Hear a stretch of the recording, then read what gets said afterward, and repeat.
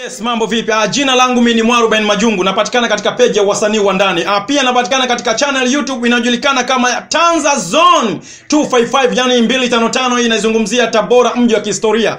Bwana, leo katika mastori leo nawaleteni story ya director mkongwe ndani ya mkoa wa Tabora na nje ya mkoa wa Tabora. Huyu ni Kija Madevu. Bwana, story ambazo zinazo trend katika mitandao ya kijamii. Hii inahusiana na Kija Madevu, namba yake kutumika zaidi katika kuwaibia watu fedha. Hii bwana imeweza kuzungumzika sana katika wasanii wa mkoa wa Tabora na nje ya mkoa wa Tabora, wamekuwa kilalamika, lakini Mwarubaini Majungu au Fumaniza ikuweza kuishia hapo, ikamtafuta Kija Madevu na alikuwa na haya ya kusema. Halo. Ndio mzee baba. Unakuaje? Fresh uko poa? Mudi kabisa. Bwana. Issue zinasemaje mzee baba? Ya Mungu ana bless. Kweli kabisa. Vipi? Maana tumepata taarifa za mshtuko na watu kila siku wakawa na mwaga machozi kwamba namba ya Kija Madevu inatumika kwa sababu ya kuwatapeli watu. Vipi mzee baba, hiyo ilikuwaje?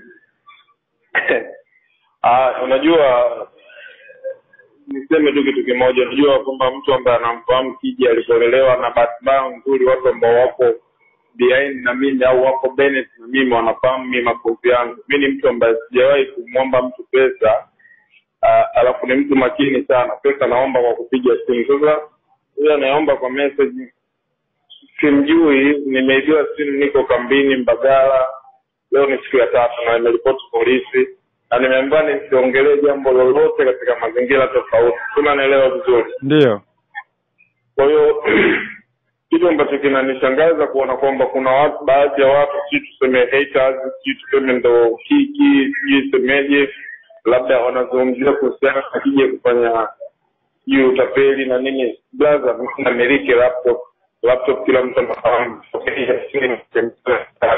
Kama tunaweza kuiuza laptop mambo mengi, kwa hiyo mbona kwa nini usipe hela? Kila chochote ni kwamba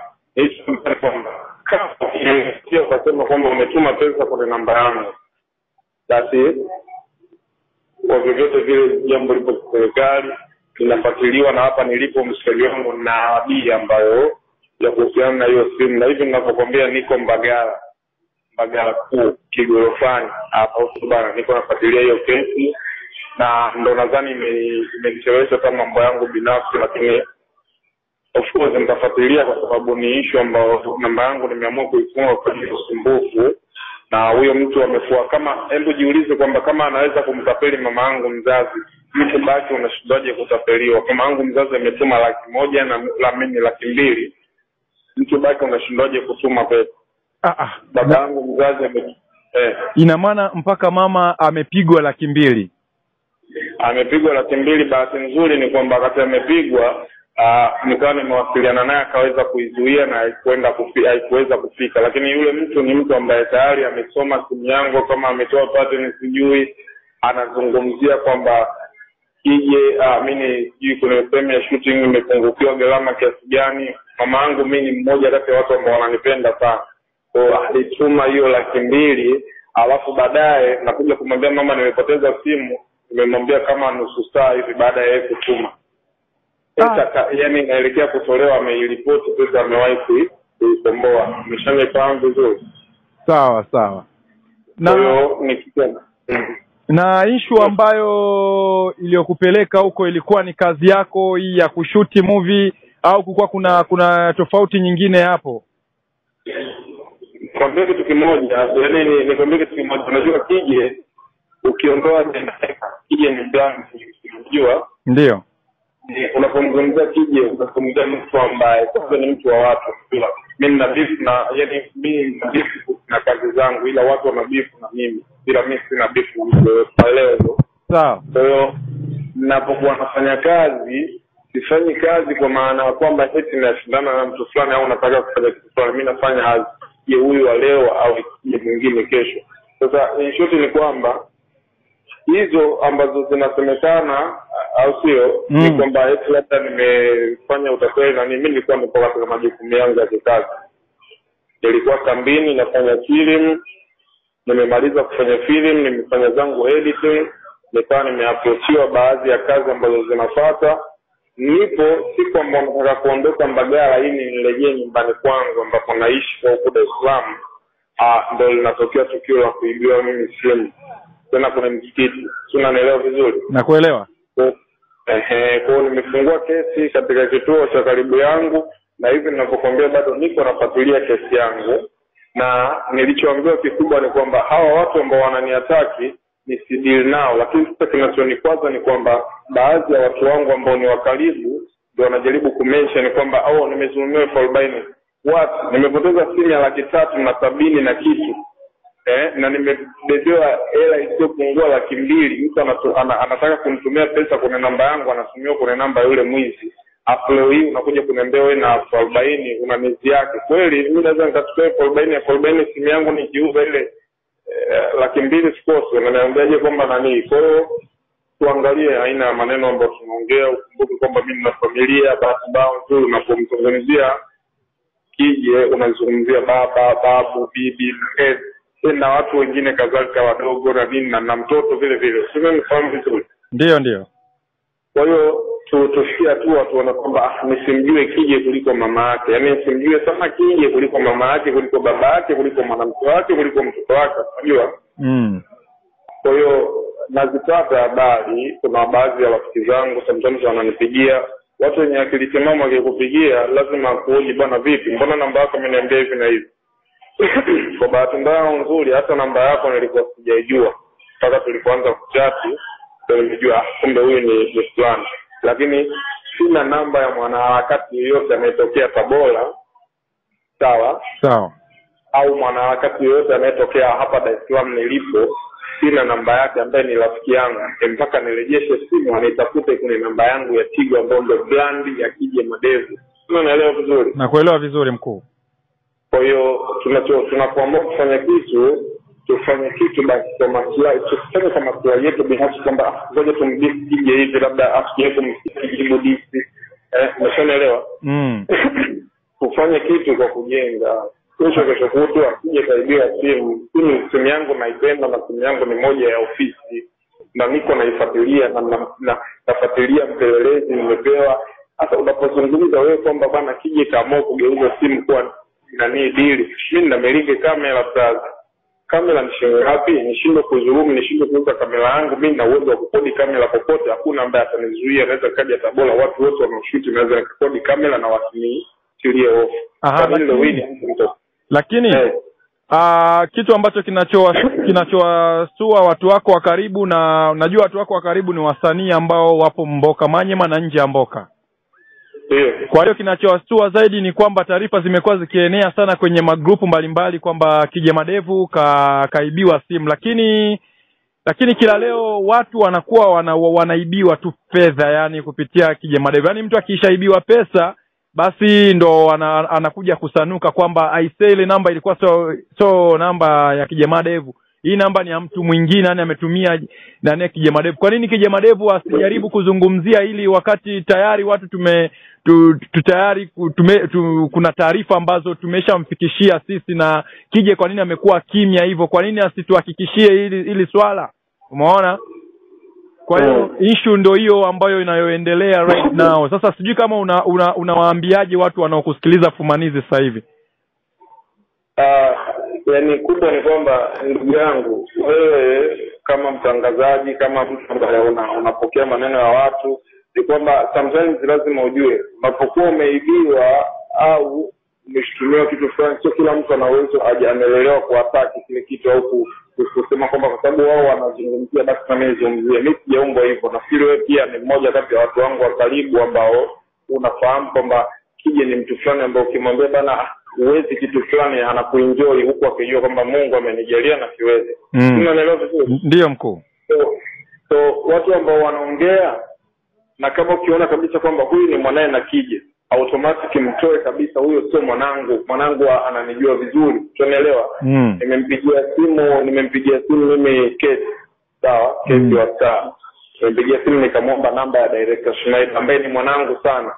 Lakini nikamwomba namba, nikamwambia naomba unipatie namba ya fulani. Hebu imagine kama nimeweza kumwomba namba ya director na ni watu wangu wa karibu, sawa?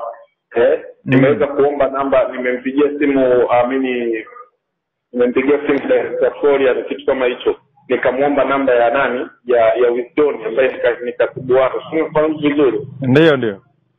Sasa mimi namba hiyo ya kusema natoa wapi ikiwa mimi mtu wa kwanza kupata, mtu wa kwanza kumpa taarifa kwamba nimeibiwa simu alikuwa Severin Director Peter, sawa? Ndio.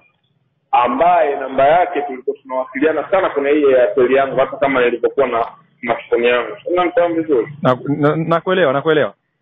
Yes, nikamwambia hivi, nikamwambia Peter, nimeibiwa simu mshikaji wangu. Hapa sielewi, niko nafuatilia nini taratibu, nilikuwa huko Mbagala. Kwa hiyo naomba nisaidie kutangaza kwenye grupu. Unafahamu vizuri? Ndio. Wakati huo ninafikiria mambo ya kipolisi, na ukumbuke simu yangu imeibiwa kwenye nyumba ya ibada. Ni kitu ambacho maisha yangu yote tangia nizaliwe sijawahi kuishi kama naweza nikaibiwa simu kanisani au msikitini. Unafahamu? Nimeshuti sinema napata wiki, sawa? Ni nakaa kambi msikitini. Unaelewa? Director ni imamu wa msikiti. Na tulikuwa tunachaji humo, tunachaji betri na hata kamera na hata kila kitu. Na nimemaliza hiyo sinema, nimerudi nyumbani ambapo naishi, nimeshuti, nimeedit kwa huo muda mpaka nimemaliza, naenda kupeleka master. Siku napeleka master, tuna review na kila kitu, kesho ndio kuondoka na ibiwa simu. Nazungumzaje? Nazungumzaje? Okay, tukiachana huko kuja kuzungumza kwako. Ina maana nyumba ibada imekufirisi mzee baba? Kwangu mimi haijanifirisi. Naweza kusema kwamba unajua kitu nilichopoteza kikubwa, watu ambao tunafanya unajua nimepoteza tu, labda naweza kusema kwamba nimepoteza brand, kwa sababu jina la Kije ni jina ambalo watu wa namba yangu wanaitumia sana, na nimeifunga kwa ajili ya kutoka. Nimefunga kwa sababu ya kutokusumbuana na watu. Unaelewa? Nakuelewa. Sababu yule tapeli bado anaendelea kutapeli watu. Ila mimi najaribu kuambia tu ndugu zangu, kama anaweza kutapeliwa mama yangu mzazi, sawa? Baba yangu mzazi au ndugu yangu, kwa nini huyo mtu basi anashindwa kuona kwamba jamaa amepingwa? Sawa, usiniposti mimi sema ni jote taarifa ikiwa kila smartphone natuma grupu gani. Lakini nasema grupu gani? Nafanyaje? Hebu niambie MB, namba yako wewe mwenyewe nimekuja kuipata baada ya nini? Baada ya ile vuguvugu. Na mimi of course namba zangu zote ambazo zinapatikana zina Michael David Kusawe, ndio jina langu la kiserikali. Wewe unaenda kumtumia mtu, sikukataa, sishangai kwa sababu labda aitumia namba yangu kukuvuta kule. Lakini uelewe kabisa kwamba matapeli wapo njia nyingi. Ile kachomwa chip yangu ametia kwenye line nyingine mpaka sasa hivi anachati na watu. Sawa, anachati na mama yangu, anachati na ndugu zangu, anachati na wadogo zangu, wote ambao wako mule. Kama nilikusevu na nilikupa thamani kwenye simu yangu nikakusevu, basi utatafuta tu ndugu yangu, biashara yangu Anthony Mleto ametuma 5,000. Sawa, lakini amenipigia mbona hajanimaindi? Anaongea kawaida. Sawa. Mimi nachomindi ni kwamba pesa hiyo mimi mwenyewe ni pesa nilotumiwa ndugu yangu ya kazi nikizungumza. Sio chini ya 200,000, lakini sijapaniki. Nimepaniki kupoteza simu katika mazingira ambayo mimi sijaelewa na ndio nilikuwa nayaishi. Kwa hiyo tunapoamua kufanya kazi tusiishi kwa mazingira kwamba kije bana hivi. Sometimes mimi niwaambie kwamba wasanii wote au wanaharakati wote, moja kati ya watu wabishi kuzaliwa by nature ni mimi. Yaani mimi ni mbishi, naweza nikatukana, naweza nikafukanana na mtu, naweza nikaenda naye basi na akatulia. Sawa, sema ni mtu ambaye sendi mtu mambo, sometimes nataka kulinda brand yangu kwa namna moja ama nyingine. Ukisema kile amekudhulumu, kwa hiyo namba ni namba ambayo hapa imefungiwa, lakini nawaambia nitaisajili, nitairudisha. Wewe ndio utakaoniona mimi ni tapeli na hiyo namba hutotaka kuishi nayo, basi mimi nataka kufanya chochote na wewe. Nashukuru sana Kije Madevu kwa muda wako. Nashukuru sana kwa muda wako. Nadhani tumeongea mengi. Natumaini wanafumanizi ambao wanasikiliza kipindi cha Fumanizi wamepata kusikia, nadhani wamekuelewa. Yes, mimi nadhani wamekuelewa. Ni kweli tu wengi wa watu wako wa karibu tumeguswa namna moja au nyingine. Hata Mlope naye ameguswa sana, Mr. Kintakunte naye ameguswa sana, akaniambia bisa bwana M40 hili swala kusema kweli mimi limeumiza jamaa yangu kuibiwa hivi na hivi. Nikwambie kitu. Naam. Nikwambie kitu presenter. Yaani moja kati ya vitu vikubwa ambavyo tokeo kujue serikali ya awamu hii yani ni serikali ambayo kwanza simu yangu nitapata pesa ambazo walizotuma kweli kama miamala yao ipo. Mpelelezi ambaye niko naye ameniambia kama kila mtu ambaye anaamini ametuma muamala kwa yule bwana basi ataupata. Sawa? Kwa sababu hii issue iko kwa serikali na ina mpelelezi kila sehemu na sekta yake. Mimi ni video shooter, ni editor, sijui mambo ya kutrack, kupata namba, mimi watu wako sawa. Lakini pia tukiachana na hilo, pia niseme kitu kimoja.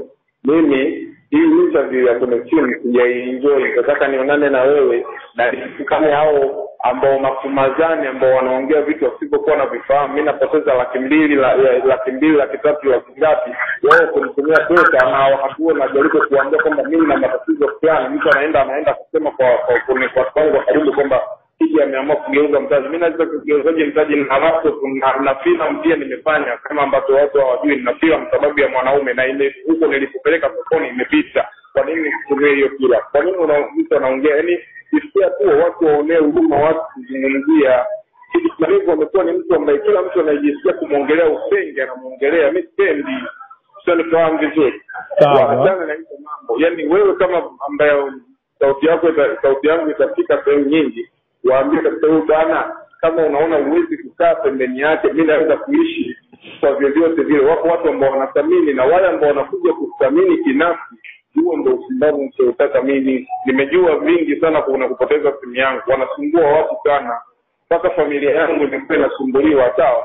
Babu yangu ajui mambo ya sanaa. Leo hii ananipigia simu ananiambia mimi nimekuwa tafeli. Hivi una enjoy maisha gani? Unafanya kitu yani una enjoy kuona kwamba huyu na familia yake wamekosana. Ni hivyo ndugu yangu. Okay, nashukuru sana Kijema Devo. Pamoja. Asante.